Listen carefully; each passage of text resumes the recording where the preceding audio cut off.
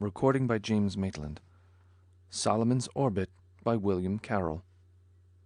"Comrades," said the senior technician, "notice the clear view of North America. From here we watch everything. Rivers, towns, almost the people.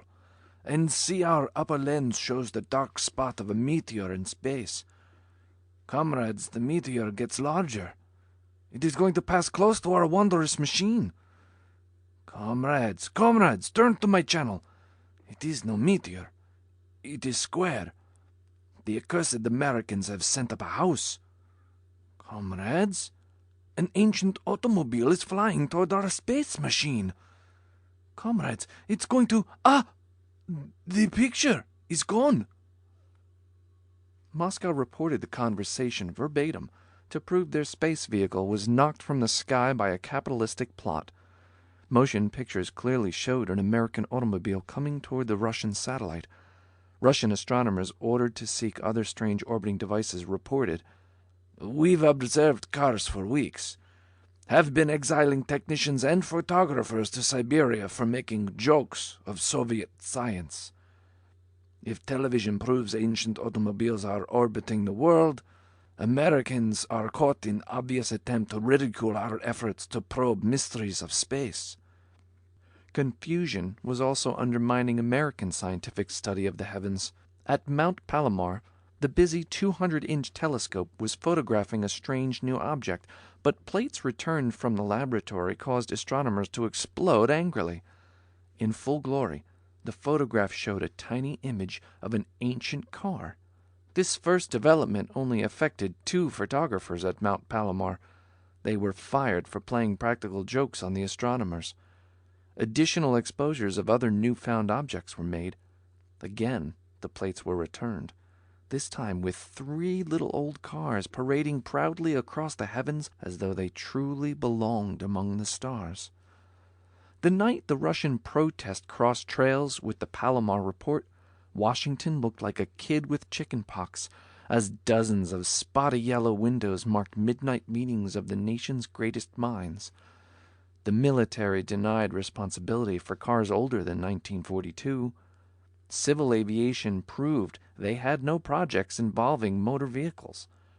Central Intelligence swore on their classification manual they were not dropping junk over Cuba in an attempt to hit Castro. Disgusted, the president established a civilian commission which soon located 3 more reports. 2 were from flyers. The pilot of Flight 26, New York to Los Angeles, had 2 weeks before reported a strange object rising over Southern California about 10 the evening of April the 3rd. A week after this report, a private pilot on his way from Las Vegas claimed seeing an old car flying over Los Angeles. His statement was ignored, as he was arrested later while trying to drink himself silly because no one believed his story.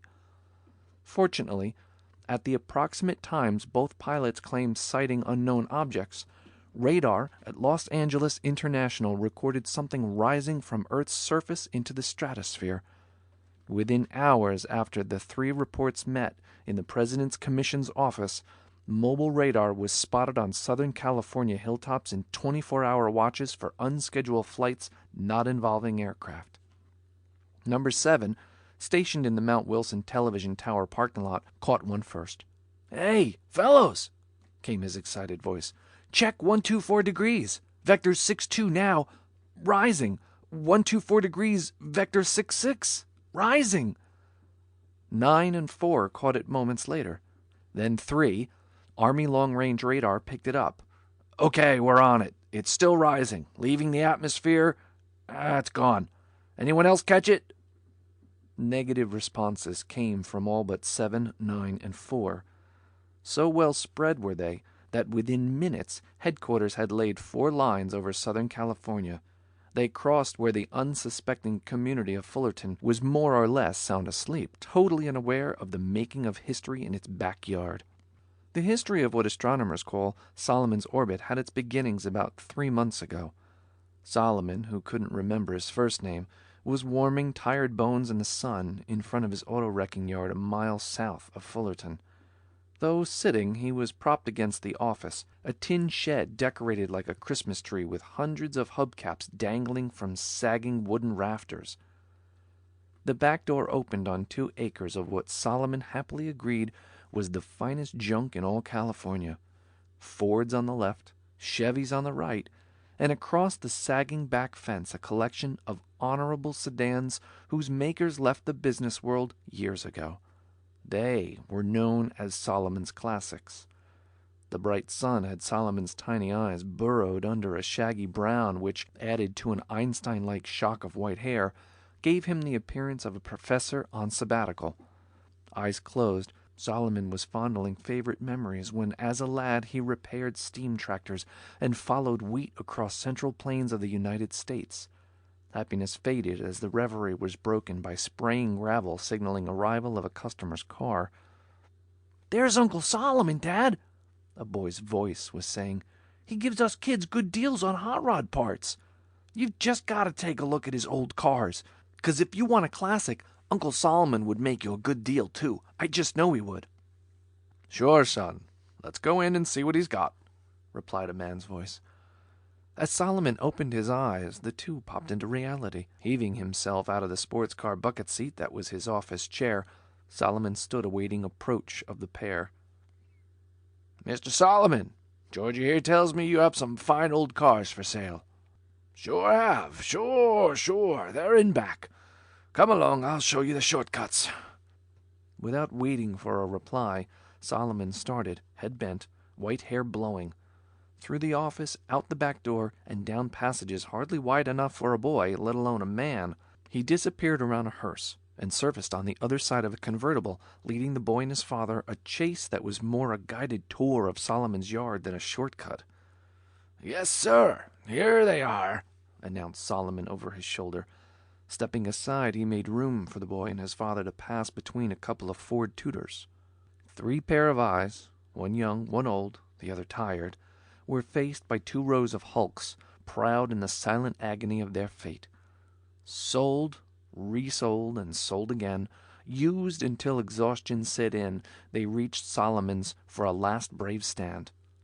No matter what beauties they were to Solomon's prejudiced eyes, missing fenders, rusted body panels, broken wheels, and rotted woodwork bespoke the utter impossibility of restoration. "See, Dad, aren't they great?" Georgie gleefully asked. He could just imagine shaking the guys at school with the old Packard after Dad restored it. "Are you kidding?" Georgie's dad exploded. "Those wrecks aren't good for anything but shooting at the moon. Let's go." Not another word did he say. Heading back to the car parked outside Solomon's office, his footsteps were echoed by those of a crestfallen boy. Solomon, a figure of lonely dejection in the gloom overshadowing his unloved old cars, was troubled with smog causing his eyes to water as tired feet aimlessly found their way back to his seat in the sun. That night, to take his mind off worrisome old cars, Solomon began reading the previous Sunday's newspaper. There were pictures of moonshots, rockets, and astronauts, which started Solomon to thinking. "So, my classics are good only for shooting at the moon. This thing called an ion engine, which creates a force field to move satellites, seems like a lot of equipment. Could do it easier with one of my old engines, I bet." As Solomon told the people in Washington several months later, he was only resting his eyes thinking about shop manuals and parts in the backyard, when suddenly he figured there was an easier way to build a satellite power plant. But, as it was past his bedtime, he'd put one together tomorrow. It was late the next afternoon before Solomon had a chance to try his satellite power plant idea. Customers were gone and he was free of interruption. The engine of his elderly Moreland tow truck was brought to life by Solomon, almost hidden behind the huge wooden steering wheel. The truck lumbered carefully down rows of cars to an almost completely stripped wreck holding only a broken engine. In a few minutes, Solomon had the engine waving behind the truck while he reversed to a clear space near the center of his yard. Once the broken engine was blocked upright on the ground, Solomon backed his Moreland out of the way, carried a tray of tools to the engine, and squatted in the dirt to work. First, The intake manifold came off and was bolted to the clutch housing, so the carburetor mounting flange faced skyward. Solomon stopped for a minute to worry. "If it works," he thought, "when I get them nearer each other, it'll go up in my face." Scanning the yard, he thought of fenders, doors, wheels, hubcaps, and that was it. A hubcap would do the trick. At his age, running was a senseless activity, but walking faster than usual, Solomon took a direct route to his office. From the ceiling of hubcaps, he selected a small cap from an old Chevy truck. Back at the engine, he punched a hole in the cap through which he tied a length of strong twine. The cap was laid on the carburetor flange and stuck in place with painter's masking tape. He then bolted the exhaust manifold over the intake so the muffler connection barely touched the hubcap. Solomon stood up, kicked the manifolds with his heavy boots to make sure they were solid, and grunted with satisfaction of a job well done. He moved his tray of tools away and trailed the hubcap twine behind the solid body of a big old Ford station wagon. He'd read of scientists in blockhouses when they shot rockets and was taking no chances. Excitement glistened Solomon's old eyes as what blood pressure there was rose a point or two with happy thoughts. If his idea worked, he would be free of the old cars, yet not destroy a single one. Squatting behind the station wagon to watch the engine, Solomon gingerly pulled the twine to eliminate slack. As it tightened, he tensed, braced himself with a free hand on the wagon's bumper, and taking a deep breath, jerked the cord. Tired legs failed, and Solomon slipped backwards when the hubcap broke free of the tape and sailed through the air to clang against the wagon's fender. Lying on his back, struggling to rise, Solomon heard a slight swish as though a whirlwind had come through the yard. The scent of airborne dust bit his nostrils as he struggled to his feet. Deep in the woods behind Solomon's yard, two boys were hunting crows. Eyes high, they scanned branches and horizons for game. "Look, there goes one," the younger cried as a larger, dark object majestically rose into the sky and rapidly disappeared into high clouds. "Yeah, maybe so," said the other, "but it's flying too high for us." "I must be a silly old man," Solomon thought, scanning the cleared space behind his tow truck where he remembered an engine. There was nothing there, and as Solomon now figured it, never had been. Heart heavy with belief in the temporary foolishness of age, Solomon went to the hubcap, glittering the sun where it lit after bouncing off the fender. It was untied from the string and in the tool tray before Solomon realized he'd not been daydreaming. In the cleared area were two old manifold gaskets, several rusty nuts, and dirt blown smooth in a wide circle around greasy blocks on which he'd propped the now missing engine. That night was a whirlwind of excitement for Solomon. He had steak for dinner, then sat back to consider future success. Once the classic cars were gone, he could use the space for more profitable Fords and Chevys. All he'd have to do would be bolt manifolds from spare engines on a different car every night, and he'd be rid of it. All he used was vacuum in the intake manifold, drawing pressure from the outlet side of the exhaust. The resulting automatic power flow raised anything they were attached to. Solomon couldn't help but think, "The newspapers said scientists were losing rockets and space capsules, so a few old cars could get lost in the clouds without hurting anything." Early the next morning, he towed the oldest hunk, an Essex, to the cleared space. Manifolds from junk engines were bolted to the wheels, but this time carburetor flanges were covered by wooden shingles. Solomon figured he couldn't afford to ruin 4 salable hubcaps just to get rid of his old sedans. Each shingle was taped in place so they could be pulled off in unison with a strong pull of the twine. The tired Essex was pretty big, so Solomon waited until bedtime before stumbling through the dark to the launching pad in his yard. Light from kitchen matches helped collect the shingle cords as he crouched behind the forward wagon. He held the cords in one calloused hand, a burning match in the other so he could watch the Essex. Solomon tightened his fist, gave a quick tugged to jerk all shingles at the same time, and watched in excited satisfaction as the old sedan rose in a soft swish of midsummer air flowing through ancient curves of 4 rusty manifold assemblies.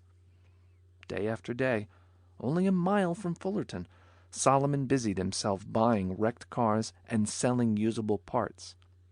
Each weekday night, Solomon never worked on Sunday, another old car from his back lot went silently heavenward with the aid of Solomon's unique combination of engine vacuum and exhaust pressure. His footsteps were light with accomplishment as he thought, "In 4 more days, they'll all be gone."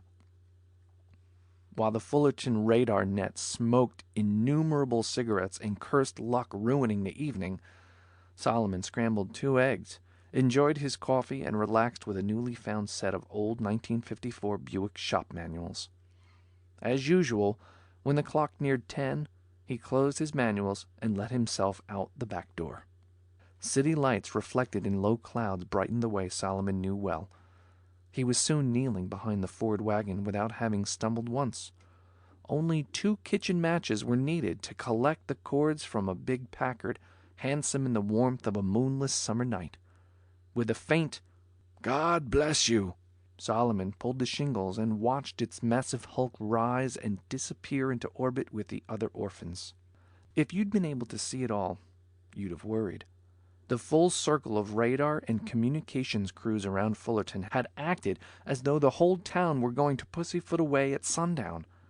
9 was hidden in a curious farmer's orange grove. 7 was tucked between station wagon in the back row of a used car lot. 4 was assigned the loading dock of a meat-packing plant. But the night watchman wouldn't allow them to stay. They moved across the street behind a fire station. 3 was too big to hide, so it opened for business inside the National Guard Armory.